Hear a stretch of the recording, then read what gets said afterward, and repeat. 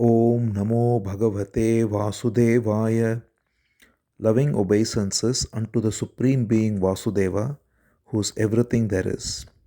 Janmadyasya yato anvayaditaratascha artheshu abhignaswarat tene brahmahridaya adikavaye muhyanti yatsurayah tejo vari mridam yatha vinimayo yatra trisargo mrisha dhamna swena sada nirastakohakam satyam param dhimahi. We meditate upon the transcendent absolute being from whom springs forth the entire universe. He is present in all that exists and yet distinct from everything. He is fully conscious and totally independent. He revealed to the first seer Brahma the import of Vedic wisdom. The material creation of threefold gunas appears in him as though real, like water in a mirage. Being eternally self effulgent, he is ever free of the illusion Maya of the material world. We meditate upon him, the Supreme Being. Nigamakalpataror galitam phalam shukamukadamrita drava sanyutam pibata bhagavatam rasamalayam muhuraho rasika bhuvi bhavukaha. O devotees who relish a taste for divine love, Bhagavatam is the fully ripened fruit of the wish-yielding tree of Vedas, flowing as immortal nectar from Shuka Brahma Rishi. Go on drinking this nectar day after day. Now we are into the 7th chapter of the 3rd Skandha of Bhagavatam.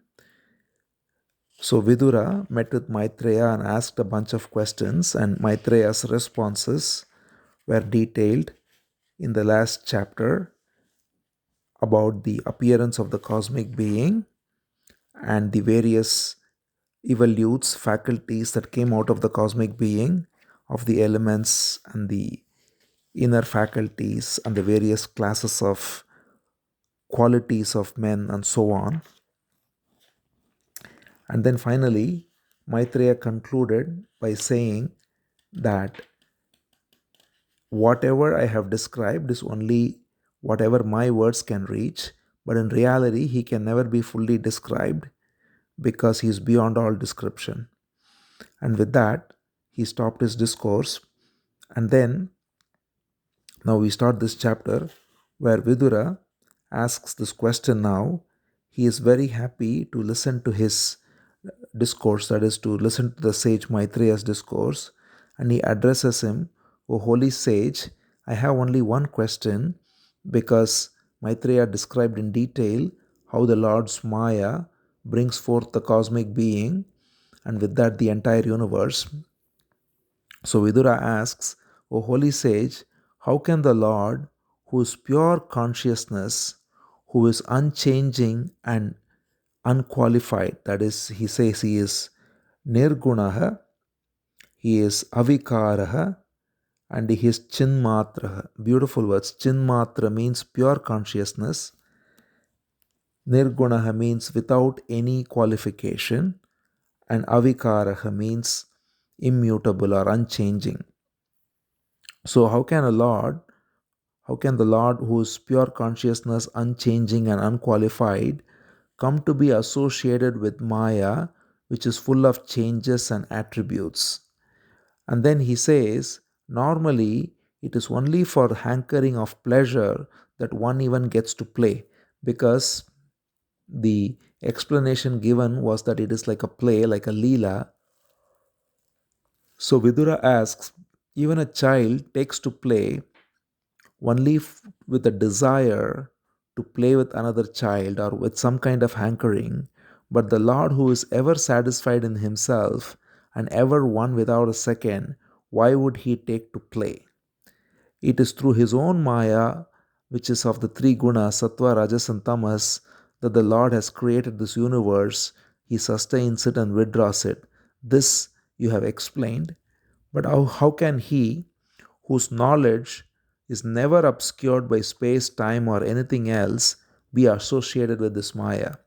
So this is the question that Vidura asks. It's a very intelligent question and a very common question, that on the one hand, it is said that the Lord is pure consciousness, unchanging, one without a second. And on the other hand, there is the Maya, the play of the creation, sustenance, and dissolution of the universe. And the two don't seem to be consistent with each other. And Vidura asks this question because only when there is any kind of hankering does even a child take to play. But the Lord is ever satisfied, ever full in bliss, ever one without a second. And why would he be associated with any external cause or with this Maya? How can there be any suffering for him too? Because then the other question that naturally comes is, once the Lord takes on this transformation as Maya and appears as all the jivas go through so many suffering. So the question then becomes, why does the Lord go through this suffering through all these jivas? So please remove this ignorance. So all these questions are very vital and very commonly asked, that why would the all perfect Lord, whose pure consciousness, who's ever satisfied, even engage in this play, first of all, and second, why would he, through this play, be associated with this Maya, and third, why would he experience any suffering through the various jivas in this play? So, when this question was asked by Vidura, the sage Maitreya was very glad to listen to this question, and with a smile he responded. He said, O Vidura, indeed it is true that it seems against all logic that the pure spirit, the pure being, the supreme spirit that is ever free should feel miserable, should fall into bondage, and so on. And yet it is the play of Maya, because of which the jiva seems to be appears to be bound, and so on.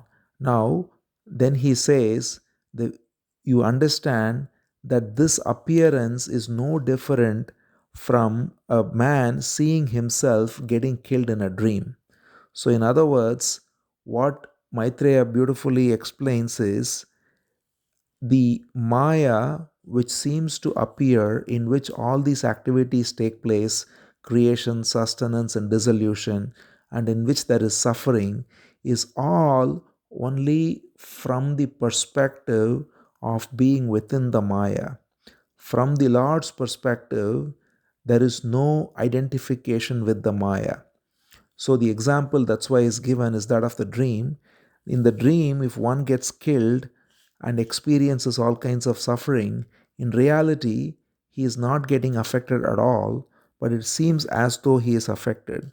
Another example that's given, which is also very good, is when the moon is seen reflected in in a water um, body, and let's say like a lake or even a pot of water, and if the water is shaking, the moon seems to be shaking. If the water is trembling, the moon is apparently trembling, but in reality the moon is always fixed in the sky, relatively speaking, whereas the reflection of the moon in the water is found to be going through various activities.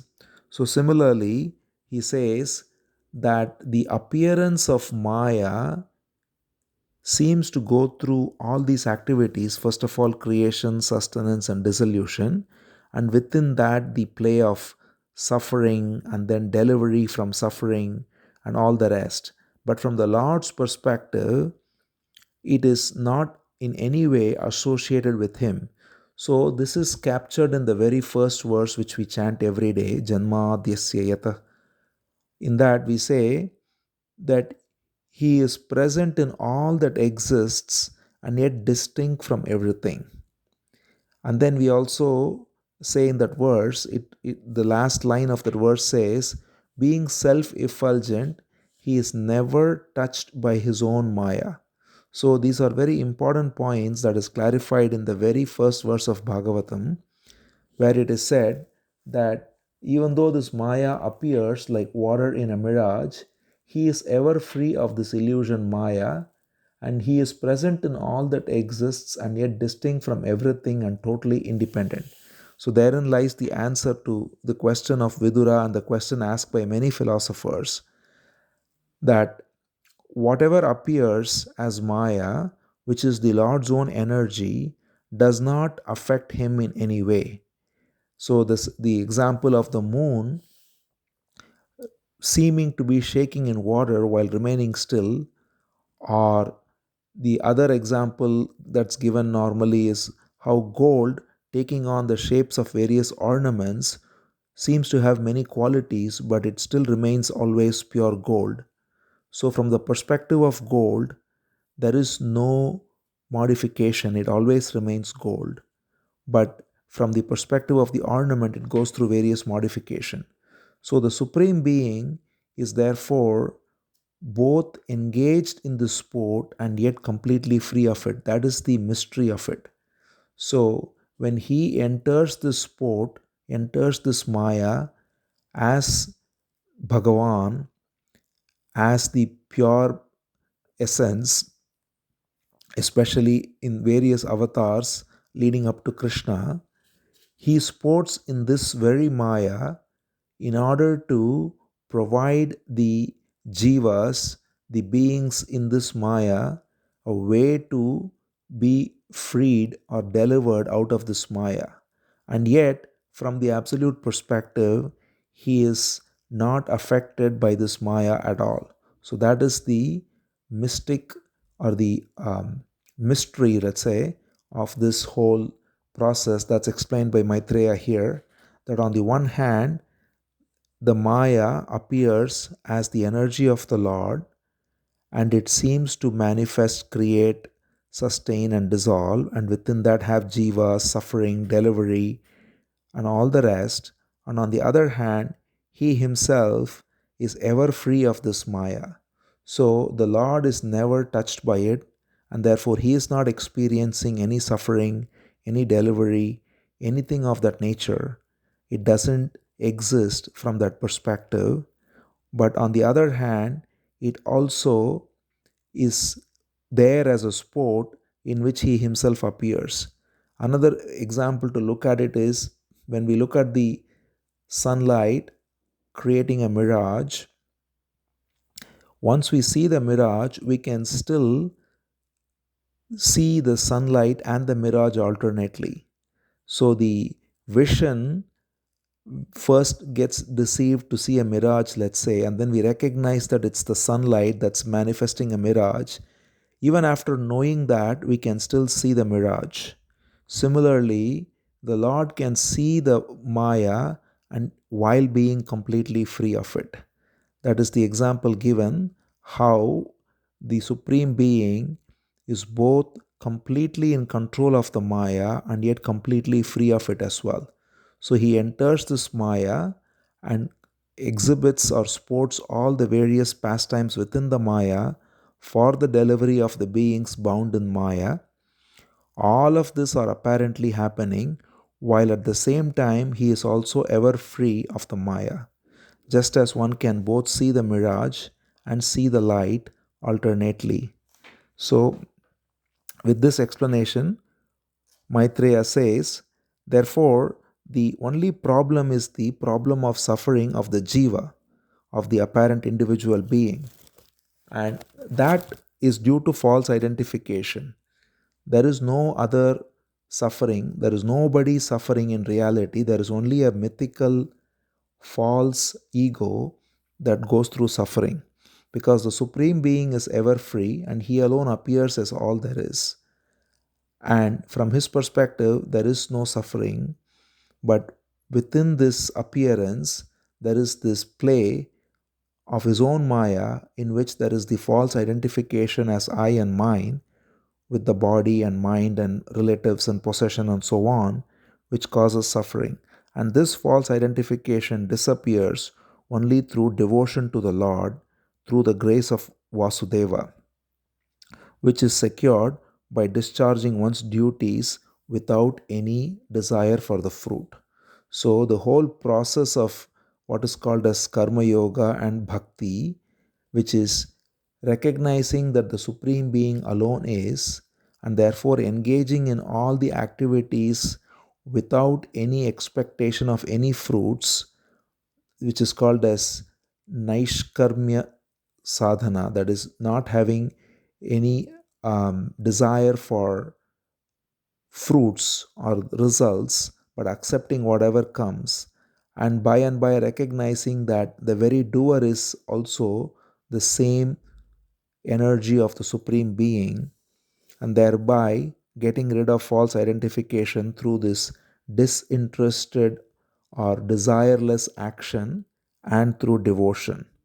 And then he says, when the senses have thus withdrawn and get exclusively devoted to Sri Hari, who is the Supreme Spirit and the Seer, then all the distractions vanish.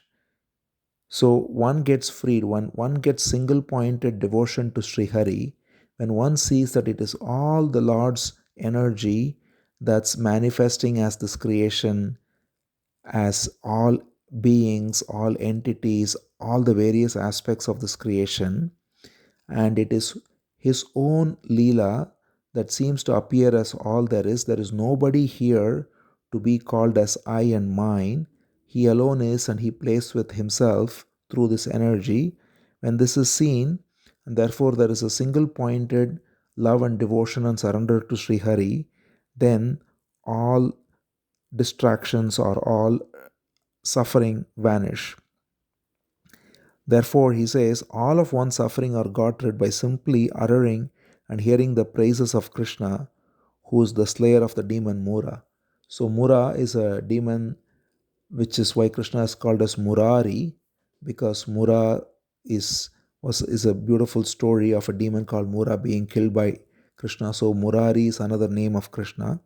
So, all these names, by the way, Krishna's beautiful, all the pastimes of killing all these demons and thereby having all these various names, thousands of names, and being able to call him by thousands of names and glorify him is all given in order to get rid of this false identification of Maya as I and mine. So, Maitreya says, by simply uttering and hearing the praises of Krishna, one can get rid of all suffering. So he says, then what is the great wonder that such a result should be brought about by having single pointed devotion? So, in other words, while simply uttering his praises and hearing his praises itself can wipe out suffering, the one whose heart is fully given to him, fully surrendered to him, for him it is unquestionably direct and easy to recognize that Bhagavan alone is. So, listening to this, Vidura is very glad and he says, all my doubts have been eradicated by this wonderful exposition. And now I get both the points. He says the 2 points are, one is the supreme freedom of the Lord, because the Lord is never touched by the Maya. He is always free, as we read this verse, the first verse, Abhignya Swarat. He is ever conscious and totally free and independent. And the Jiva, the apparent individual, is ever caught in dependence, and therefore the only way to be out of this is to completely surrender unto him. The moment we identify with the body or the mind or anything, we are in dependency, and it's always of the nature of time which destroys. So, to recognize that the suffering is only for the false ego and the Lord is ever independent. These are the 2 points. And Vidura says, I have clearly grasped these 2 points, and therefore I recognize that the bondage is only for Jiva and it is attributable. Jiva is another name for the false ego, the apparent individual. So he says the bondage of the Jiva is only due to this Maya, and this bondage is only apparent without any foundation. Because the ego is false, the suffering is also ultimately false. Of course, it doesn't seem false when one is going through suffering, and that is why all these wonderful sadhanas, that is to say, practices, are given out of great compassion by the Lord to give all these thousands of names and all the various pastimes. Thereby, one can hold on to these names, because if we are abstractly told that He alone is, it may not be difficult, it may not be easy, rather, it may be difficult for the mind to hold on to Him, because the mind and senses are made of the nature of going to different names and different experiences, and therefore he has given us so many different pastimes and so many different names, so that one can hold on to any name one gets connected to, call him by so many names, remember so many exploits of him, especially when he comes as Krishna and exhibits all the pastimes which we have seen described already by Arjuna and then Brahma and then Uddhava, all of which are only a summary of the most expanded version that will come much later. So, when we remember all these pastimes and his names, then we are able to be free of this false suffering. So, the false suffering of the false ego is removed by his compassion by appearing in all these names and activities.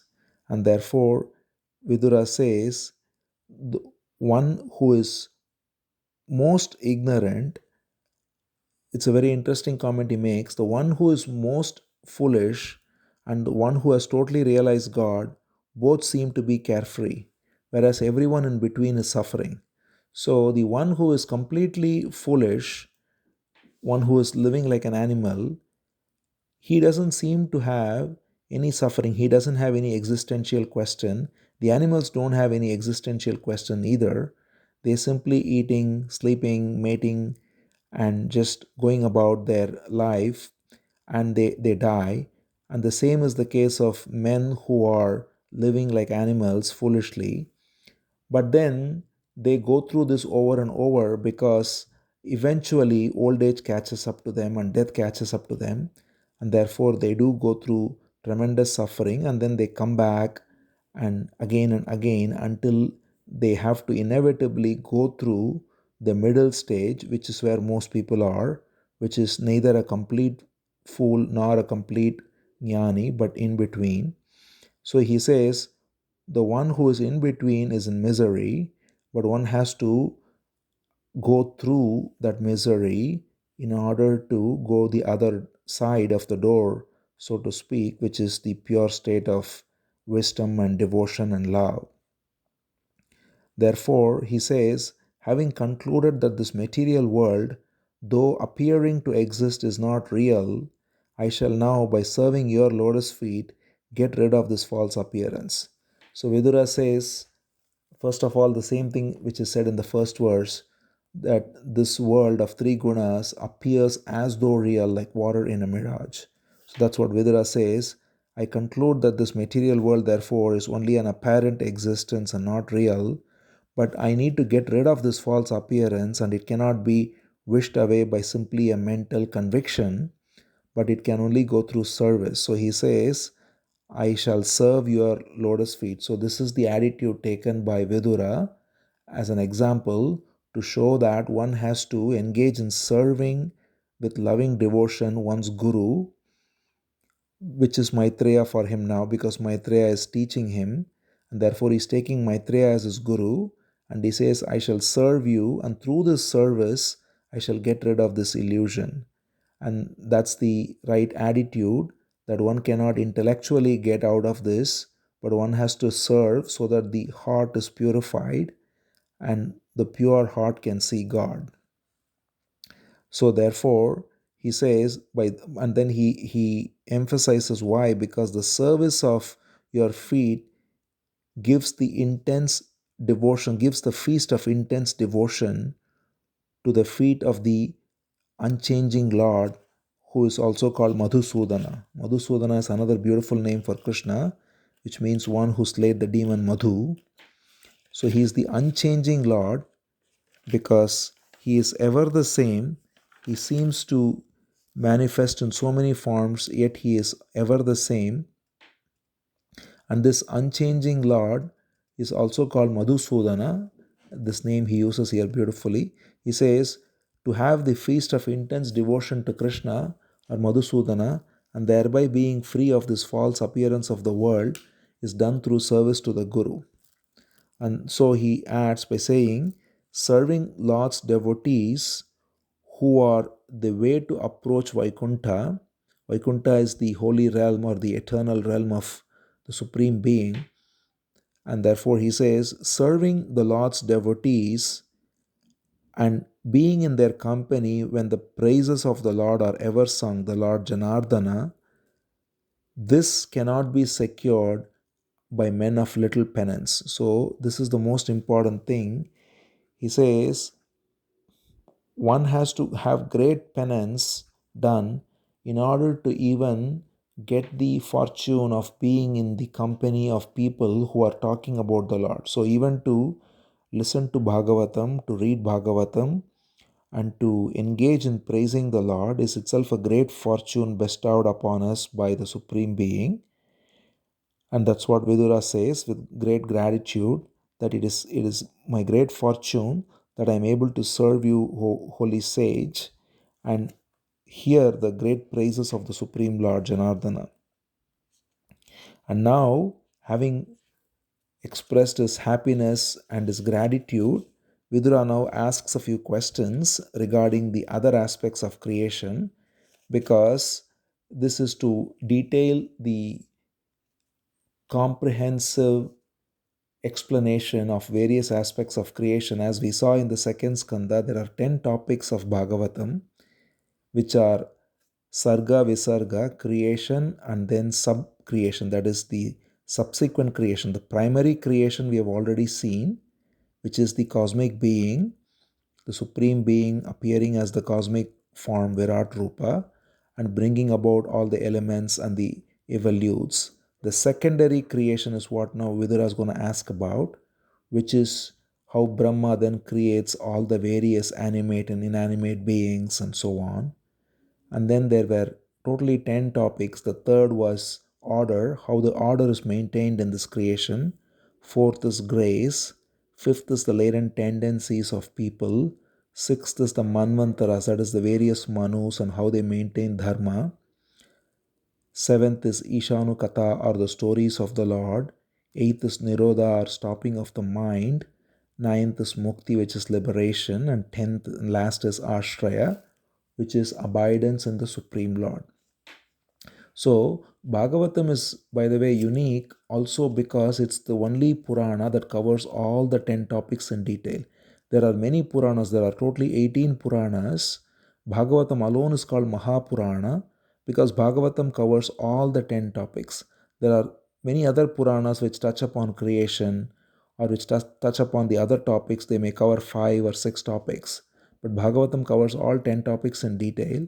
So we have seen the first topic of creation covered in detail, and also the spiritual realization of Vidura as given to him by Maitreya, that this entire process of creation is only an apparent reality, and to be free of this apparent reality is the essence of sadhana, is the essence of Bhagavatam itself.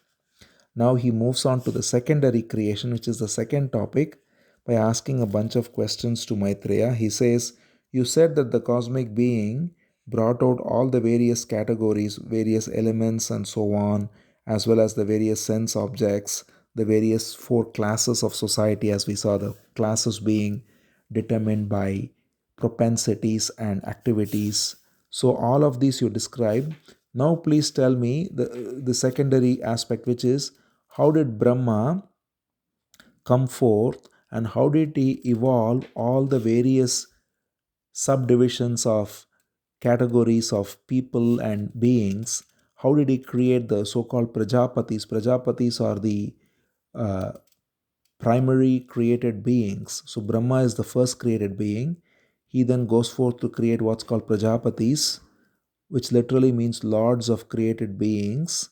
And these Prajapatis in turn evolve Manus, which is the first man. As we said, Manu is the root of the word man itself.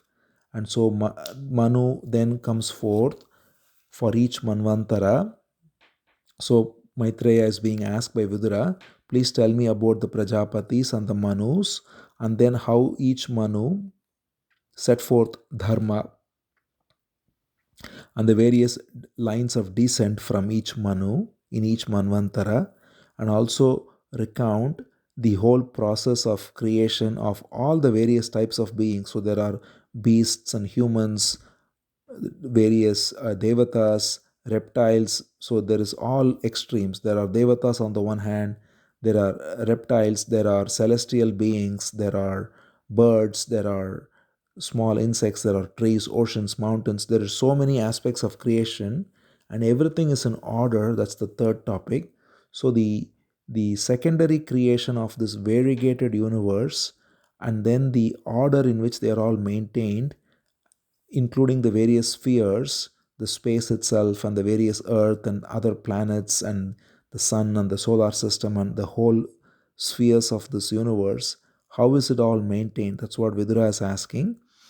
And then he says, also recount how we know that he appears as the threefold activities: creation, sustenance, and dissolution, which is corresponding to Brahma, Vishnu, and Maheshwara. All three are coming from the Supreme Being, who is called here as beautifully Srinivasa. Srinivasa means, it's a beautiful name for the Lord, which means one in whom Sri or all opulence resides. So he says, we know that Srinivasa, the Supreme Lord, is the source of all three activities: creation, sustenance, and dissolution, and it is all his manifestation. So please tell us about how the various manifestations go about with all these activities, and how all these various created beings, animate and inanimate, are then multiplied, and how everything is maintained in order. And finally, he also says, give us the extensive detail of the various paths or the yoga by which human beings can realize the truth out of this infinitely variegated universe. The various paths being the path of karma yoga or desireless action, the path of knowledge, which is called as Sankhya yoga or also Jnana yoga, and finally the path of complete surrender, which is bhakti. And then he also refers to the fact that there seems to be many heretic doctrines, that is atheism and pure materialism, hedonism. All of these are there. He says, how do these kinds of doctrines also rise up within this maya and seem to completely befuddle and confuse men? So talk about that. And then he asks further questions on various aspects of religious merit. So there is dharma, artha, kama, moksha. Why these are devised, that is religious merit, which is dharma, wealth, artha, sense gratification, kama, and liberation is moksha. What are the reasons for these four goals to be devised, and what are the ways in which men can go about it?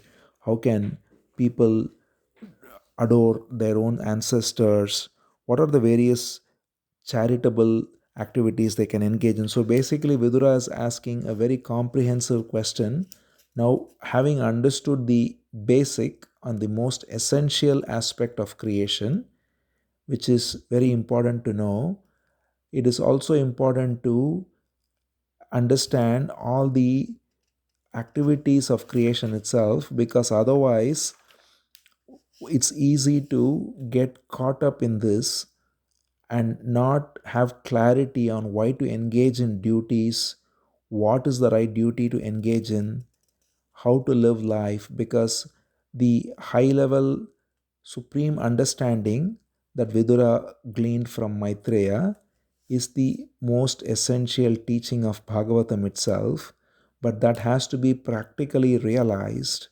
And to practically realize it, one has to go through day to day living, which means navigate relationships, navigate the various activities of religious merit, of wealth, of sense gratification, how to handle relationships, how to honor our ancestors, and therefore what is Shraddha, what is the right way to do charity, thereby we don't get attached to wealth, and what is the reason why so many confusing doctrines come about, and how to be free of them, and how to not be trapped by them, and how various created beings are manifested, and what is the purpose of all this variegatedness. All these questions are not out of any idle curiosity, but Vidura is asking because all of these relate to the Bhagavata Dharma.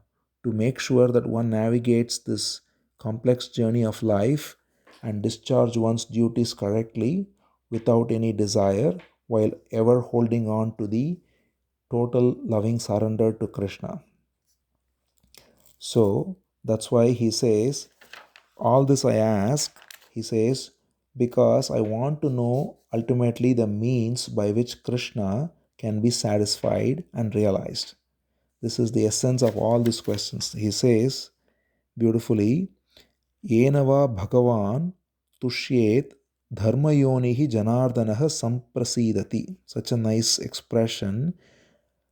So he says Bhagavan, who is Dharma Yonihi, which means he is the source of all dharma, all righteousness, and Janardanaha, who is the Janardanaha literally means one who helps in getting out of the cycle of birth and death.